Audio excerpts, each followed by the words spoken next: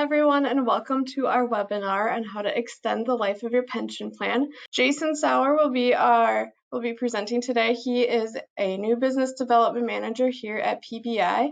He has years of experience with clients across the country, helping them minimize overpayments, save time and resources, and document for compliance. I'm going to hand the presentation over to Jason to begin talking about what's going on in the industry, the impact of missing decedents, the differences between death data and death audits, and what you can do to extend the life of your pension plan. Awesome. Thank you, Megan. No problem. Well, hi, everybody, and thanks so much for joining today. Just as Megan had mentioned, we're going to cover a few things today. We do have limited time, but what I did want to do is kind of walk through a few things. Just like we had laid out in the agenda, it's really combing through what's available today, or kind of what's the deal around the death sources that are available today. Also discuss a little bit around this idea of death data versus a death audit, and then talk about what that does or how that impacts kind of the longevity of your plan. Before we jump into that, though, I thought it might be germane to kind of look at a few things that we've probably all seen out in the industry today, or at least out in the press. And I mean, gosh, with COVID, with stimulant checks going out to dead people, with all of the hubbub around all of those pieces, it certainly shows you that as a manager, as a fiduciary, as an administrator, we're not alone at this point. And managing populations of people, and in those populations of people, people are dying, people are all moving. There's bad data. There's challenges that we have that are being focused more and more on a daily basis. And when you take a look at that, I mean, really, it's kind of the three-headed beast, right? And this is kind of what we look at from an operational or, gosh, even a reputational risk. There certainly is, the challenge of finding decedents that are within your population, regardless of whether that's on your term vested or your in-pay side. And making sure that monies aren't going out to those individuals. At the same time, if you remember this time last year, in January of last year, the DOL had actually come out with a new field assistance bulletin on what you should do as a fiduciary now on how to find missing or lost participants or beneficiaries, and uncashed checks. It kind of lumped a little bit of everything in there. So there's those two. And then on top of that, and actually we just had a webinar on this last week, if you're interested in it, is how do you handle your PII now? Now that DOL is starting to take a look at that a little bit more. But for today's purposes, we're really going to focus in around the death service, or death audit or death data side of the house. Okay, Megan, you can flip it. So when you look at the next slide, really the other interesting piece that's out there, and especially with the DOL starting to come in with their field assistance bulletin, with audits out there, it feels like we're getting hit from all sides. And I hear this on a daily basis from some of my fund administrators, from my administrators, in taking a look at how do you safeguard yourself from everything that's kind of going on in the industry. And I mean, gosh, this just passed. So, the Act of 2022, the Securing a Strong Retirement, late last month passed the House of Representatives. So it's on its way through, and it's coming. One of the pieces in there that is very important for us to kind of keep an eye on is this idea of, a clawback or recouping payments that you've made to an individual that's found to be deceased. And at this point, or at least what I've been able to glean, the cutoff there is at a 3 years, so 36 months. If it's greater than that, you're not able to claw those monies back. And then again, on top of that, if you look at what's going on with the missing or lost participants, which we won't cover today, but that is certainly something that we have to pay attention to when we're looking at people that are approaching retirement age, or for Pete's sake, RMD, and we all know that. So Megan, if you want to flip to the next one. So really today, focusing on death sources is kind of one of the main things. And I mean, if you look at it and you look at what people are using today to identify deaths, the sources have changed probably over the past decade. If you were to go on to Google, Yahoo, whatever you use as a search engine, and if you were to put in 2011 and then death master file, what you would find is about 10 years ago, give or take, an event happened. And prior to this event, there used to be one death source that was the go-to for everybody. And that was the Social Security Administration's death master file. That file prior to this event used to give us about 95, maybe higher percentage of deaths across all of the states. And so that used to be the go-to, just like the Social Security Administration used to be the go-to for missing or lost participants because they used to have a letter forwarding service. But what they did to this source is in 2011, the Social Security Administration had looked at their agreements, and it kind of come to the conclusion that they did not have the right to share deaths that were given to them by the states. And so what they ended up doing was they changed the death master file, actually split it in two pieces, and then offered what was called a limited death master file. What that did is at that time, it kind of stripped out, I believe it's 4.2 million records immediately, and then they add in about 1 million less records a year, and that's been over the past decade. So really what that's done is that's eroded that as a sole source, if you will, or a viable source, or the only source for deaths, where it used to be the ipso facto back in the day, where you could go to.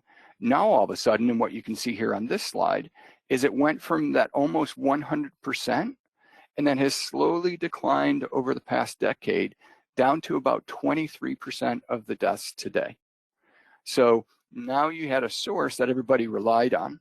And in some cases, people are still relying on that today. They don't realize the actual change. But, from that close to 100%, now down to 23% today, you're missing deaths. The interesting part about that is kind of, juxtaposed to that is the deaths, especially with COVID, have slowly been increasing, and then certainly unfortunately, over the past couple of years have spiked. So the gap there gets bigger and bigger and bigger, which, kind of gives this idea of, okay, how do we fill in the gap with death sources? So Megan, if you want to go to the next slide. So what are you to do? What did the industry do? As an administrator, where are you looking now that a source is dwindling down into its effectiveness? Well, what people are doing today is obviously trying to find a way to come up with those additional data points for death data. And really today, again, if you looked at just the DMF, or the death master file, that's about 23% of the deaths that are available for you. If you took this idea of the DMF and then layered in the open states, because what had happened back in 2011 is you had this idea of states that would share the information and states that would not. So if you layer in the available state records, that adds about another 15% to that. So what happens now is if you're just using the DMF in state records, you're at roughly 38% of the available deaths across the US. Now remember, this is a source, right? So this is where you're taking your file and you're comparing your file against these death sources to see if you can identify a decedent in there, that either you don't know about or, obviously that you want to try and find. If the data set that you're using is roughly 40%, you have this 60% delta that's out there that represents this huge gap that everybody has had to try and figure out a way to fill within the industry. So what most people have done, well, I guess really the only other source is, what we affectionately call obits. You can also call them death sources. I think true obituaries are kind of dwindling, in regard to, papers or things of that nature, but certainly, with the internet, with all the different sources that are available, trying to come up with a way where you can fill in that gap with obituaries or death sources. An example of death sources in this case could be a funeral home, could be a notice, gosh, from a moose lodge. I mean, really anything that would be available where you could glean that death source. That's what people are trying to move to. And what we've seen is that because of the litany of sources that are available out there and the challenges of trying to bring all of that together, not just as a vendor, but also as an administrator, then trying to take all of that death data together and make sense out of it, that at best, our administrators at this point that are using what we call death data are getting roughly 70%, maybe a little bit higher than that, but just due to the complexity of the multiple sources of trying to glean from a death source, if that is truly your person, without being able to use a social security number or something that would be able to nail that dead on, there's a lot of challenges that are represented around that. So, what we've tried to do and what we'll talk about in a few slides is really move away from that death data or providing you with death data, and how can we truly be helpful to our clients. And so what we've moved to is more of this idea of a true death audit, and how do we deliver back to you, back where the DMF started before 2011, that 95% of available deaths. All right, Megan, you can flip it. So then what we kind of run into is the sources out there have morphed over the past decade. I mean, you've gone from the DMF, to the DMF plus state records, to the DMF state records, and then trying to compile or make useful these idea of death sources or, obituaries. So really what you have available to you today in most cases is what we would call death data. What that does is that'll take any available data that's out there. Obviously it would include the DMF, it would include any available state records, but also any of the death sources that are out there, scrape all of that information together, and then give that information to you as a administrator, end user, to compile or to try and work through to figure out if this is truly your person. Some of the challenges when you take a look at that approach is all of the work, other than just scraping the data and delivering it to you, is on you. What we've seen is that people that rely on death data typically, they'll have a fewer percentage that they're actually capturing, just like the previous slide at 70%. They'll have to validate everything internally. So, false positives go up, things of that nature. On average, just to get the data and the data that's actually delivered, you're looking at least 2 weeks or greater. And then really, when you take a look at it, everything kind of falls on you. And, what we've developed and, what we wanted to talk about today was really this idea of death audit. And so with CertiDeath, what death audit will do, and forgive the branding here, but it actually involves delivering to you deaths. What we've worked through is we wanted to be able to bring to you the actual deaths, and again we'll share more information, but so that you and your team don't have to go through the litany of sources, comb through all of the variables, things of that nature. So Megan, go ahead and flip to the next one. I mean, the big idea here, obviously, and this is not news to hopefully anybody on the phone, but much like where you talk about the health of your body, the health of a system, right? Elongating kind of, the health of the plan. It's kind of dependent on a lot of different things. I mean, we've touched on a few of them today. One of them obviously being missing participants, missing beneficiaries.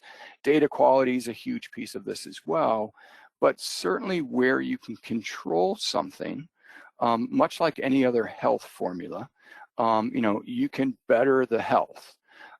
So in looking at your plans and in using, the right death sources, and looking at how can you identify people faster, more accurately, really what you can do is lengthen, the life of the plan, or, improve the health of the plan.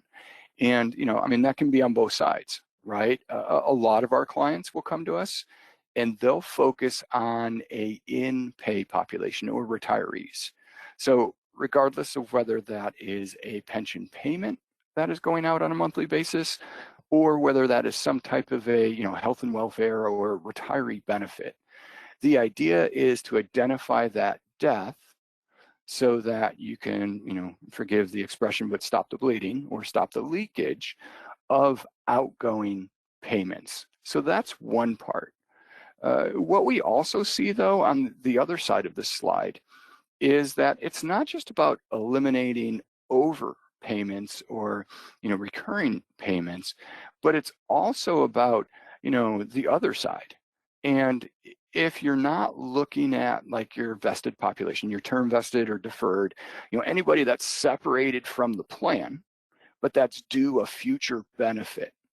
If you talk to your actuaries, I mean, they're on there. You're accounting for these individuals in one way, shape, or form. In a lot of cases, you're putting money aside for these individuals. But with some of our clients, or even with some of our prospects, the conversation is more around taking a look at that, and not just the PBGC premiums and alleviating that, but what's your funding level? If you were able to identify a certain percentage of term vesteds that were deceased, would that move the needle for you at all? Because you didn't have to hold back those monies in reserve or what have you.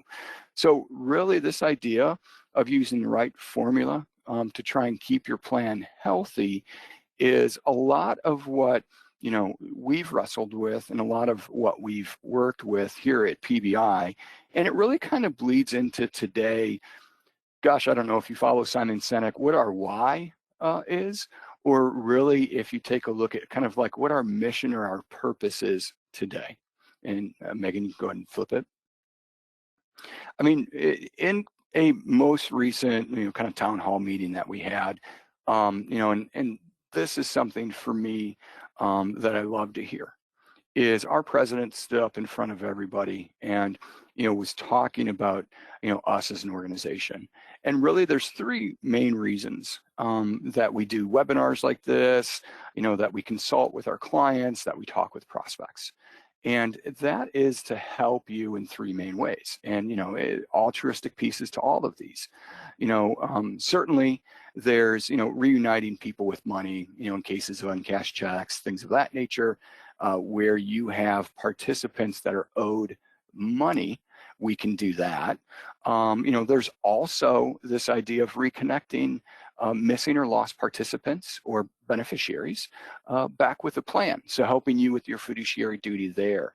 But I think one of the things that, we take a lot of pride out of is this idea of helping you take a look at your plan and finding areas that you didn't know were there, and mainly from a decedent population. And that's one of the biggest reasons, combined with, this climate of the death sources changing, also taking a look at kind of the different services that were out there. We knew there's a better way to do this. And so that's where CertiDeath came in. CertiDeath really today, and Megan, you can go to the next one, is really the industry's best, and I'll say sole source of a true death audit for our clients. What we've developed over the past few years, spent millions of dollars on this, is a system that can chunk through all of those sources that we were talking about. I mean, the DMF, that's there, state records, that's there, but this idea of this 60% of the gap that's out there today on obituaries or death sources, that's where CertiDeath excels. And what CertiDeath does, it will actually take that 60%, those sources, and it will comb through there. What PBI has done is we've actually created our own proprietary database of obituaries. And if you look at us compared to others that are out there, we're the only sole source provider of obituary sources. I mean, people actually come to us for our sources. And so if you look at that database today, and here's where it starts to get a little complicated, is we actually go out on a daily basis and we comb through over 26,000 data sources to try and find your people. You know the size of your population. We certainly help folks that have populations of a couple hundred, to well over a couple 100,000 records that we get. And we're looking at those on a daily basis through CertiDeath and combing through those 26,000 different sources to try and find your people. And that's where CertiDeath starts to move into, like what you see here, with our matches. So, CertiDeath will use actually some terms that are interesting. Visually, they're actually speak a little bit better. But so CertiDeath will use artificial intelligence and advanced algorithms to go out and make these matches. So give you a word picture. If you picture a single line in your records and you blow that apart into individual fields, CertiDeath can actually go through that, blow those apart into individual fields, and then do the exact same on the other side on those 26,000 different sources and bring back matches. In some cases, CertiDeath will automatically validate based on that and based on those algorithms. In other cases, what it'll do is it will then kick those results over to step 3, which is validation. And so not just the system, but we also have a team of operational specialists that will go in, and where CertiDeath can't auto-validate those results, we'll have a team that will go in and manually validate the results for you. And what happens with that is that really takes, this death audit idea where you're outsourcing that to us, and now we're able to move through all of your records, and we're able to deliver back to you 95% of the available deaths with over 99% accuracy. And so really, when you take a look at the results that we're bringing back to you today through our death audit, it is a true death audit. You're getting a report back from us that is truly the decedents that have been identified in that week or previous week, and that will include, what the source that they came from. In some cases, it'll include, whether it came from the death master. We've got legacy sources, state sources, or you actually get the link to the obituary on where we were able to find that individual. So again, when you take a look at that, we're doing all of the work for you. We're actually doing it faster than you can do yourself. We're doing that within a 5-day period, where in a lot of cases, when you look at, the DMF or doing it yourself, you're talking at most maybe, around 2 weeks or greater to get that information. So you're kind of striking while the iron's hot, especially at the end of the month. It tends to be a little bit more important. Okay, Megan, if you want to flip to the next slide. So really today, what I wanted to do was just kind of throw out a little bit around the death sources, kind of position a little bit around, death data versus, this idea of a death audit, which CertiDeath is. But really, to me, when you take a look at that, that's us kind of sharing some industry news, what we do better, why we're the best out there. One of the things that's my favorite about what we do here at PBI is this idea of a, for lack of a better term, if you guys are TV people from back in the day, a Pepsi challenge, or what we call a CertiDeath analysis. So everything that we've talked about, or that we've gone through, we don't necessarily expect you to, be able to apply that to your population. What we want to do is we want to prove that to you. So we do a CertiDeath analysis, and if you're interested, we can certainly discuss it. But what the analysis will do is it will actually take your population or subset of your population that you give us of everybody that you believe to be living. And then we'll run it through our 26,000 death sources using our CertiDeath system. And we will deliver back to you a summary analysis. And why I say it's a Pepsi challenge is because it's more along the lines of, we want to prove to you with an analysis that CertiDeath can deliver the value to you over and above what you're doing today, so that we can prove that if you would use a death audit versus grabbing death data, bringing it in-house and trying to do it yourself, you can compare those two pieces. And so typically what we'll do is we'll perform an analysis, and then we would have a follow-up call with you to share some of the more material results, and then go from there. So that's my challenge for anybody that's on the phone. I know this is a short time for a webinar, but if you would like, please contact us, and or your account manager if you're a current client. My contact information will be at the end. And we would love to do this analysis for you, just to show you the power of CertiDeath, and so that you can see it yourself on whether CertiDeath would make a difference for you and for your population. So with that, I know we have a few minutes left. I do want to leave it open for a couple of questions. So Megan, I will turn it over to you. As we're doing that, this is the last slide. Just please be aware, and again, talk to your account manager, your salesperson. We do more, just like we kind of alluded to here, than just death audit. As you're running into challenges or projects around missing participants, uncashed checks, unlisted beneficiaries, data projects, we cover a host of those services. So just make sure you're talking to us and let us know how we can be of service. Thank you, Jason. We did get a few questions in, and we do have time for at least one. Hopefully we can get to two, but we'll see what we get to. Okay. The first question is, can you tell me the cost of what CertiDeath is? Yeah. So obviously we have some people in the audience that, when you sit down, they turn to the last page in the proposal. You know what? It's a great question. Unfortunately, there's not an easy answer. With CertiDeath, the price will be dependent on the size of the population that you have. It may also be dependent on the level of service. CertiDeath has a few levels of service. And then ultimately what we do is it's also dependent upon the value as well.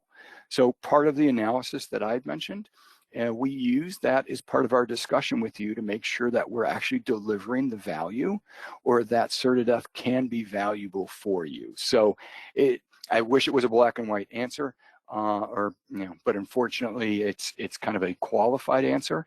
We can certainly walk you through that in a discussion, but the best way to start that process is actually kind of establish that baseline with that analysis to see if you even have a challenge, up front. Okay. One more question we have time for. Can you explain the process of sharing participant information with you? Sure. So another good question. There's a couple things here. What I'll say is, if you really have a level of interest and you want to dig into it, I'll give props to our CIO and Michael Krebs from Groom Law. There is a webinar. If you go out to our website, just like how you registered here. We had a webinar last week that kind of went through protecting your PII. So if your question is kind of over and above that, I would recommend checking out that webinar. But we are a SOC 2 level 2 company, so we have all of those pieces in place. We can certainly share that with anybody. Just requires an NDA, and we can set you up on our portal to view that information. But the upshot is, being a SOC 2 level 2 company, we have a secure portal where you would upload the file, and we have a data spec for that, for our analysis, and then after that, for the actual service. And you're in control of that portal. It's username, password protected, and we'll go from there. But certainly welcome to review the webinar that we just did, and then on top of that, we can provide our SOC 2, to anybody. All we need is an NDA for you to review it.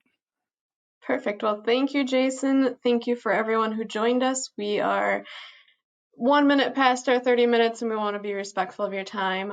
If we didn't get to your question, we'll follow up with you directly later this week.